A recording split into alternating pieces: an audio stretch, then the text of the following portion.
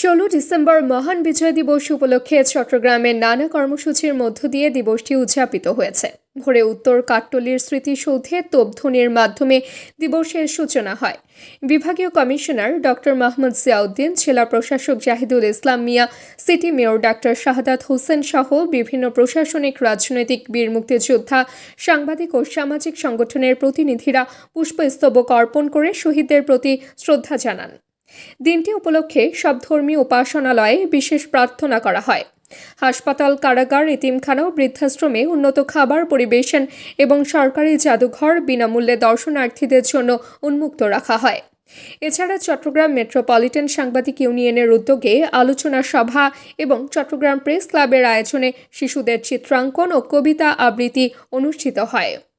President Ziaur রহমানের স্বাধীনতার ঘোষণার মধ্যে দিয়ে 9 মাসের একটি রক্তক্ষয়ী যুদ্ধ এবং 1971-এর 16 ডিসেম্বর আমাদের বিজয়, লাখো শহীদের রক্তের বিনিময়ে এবং আমার মা বোনদের ইজ্জতের বিনিময়ে যে স্বাধীনতা এবং বিজয় আমরা অর্জন করেছি, সেই বিজয়কে আমাদেরকে ধরে রাখতে হলে আমাদের সবাইকে ঐক্যবদ্ধভাবে একসাথে কাজ করতে হবে।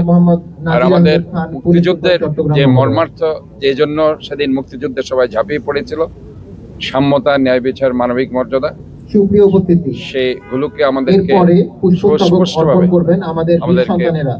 প্রতিষ্ঠিত করতে হবে। যারা দেশকে ভালোবাসবে, দেশের মানুষকে ভালোবাসবে এবং এই দেশকে বিশ্ব অঙ্গনে একটি শক্তিশালী অবস্থানে নিয়ে যাবে, আমরা বিশ্ব মানচিত্রে আমাদের অবস্থান দৃঢ় করতে চাই, এই প্রত্যাশা রাখছি। বীর শহীদদের শ্রদ্ধা নিবেদনের জন্য পুষ্পস্তবক অর্পণ করেছি এবং আমরা বিজয়ের এই দিনে একটা জিনিস চাই, সেটা হলো আমরা একটা স্বাধীন সার্বভৌম বাংলাদেশ, কিন্তু যার জন্য আমরা লড়াই করেছি সেটা হলো যে জানের মায়া ছিল, কিন্তু দেশের মায়াকে বড় মনে করেই আমরা করেছিলাম।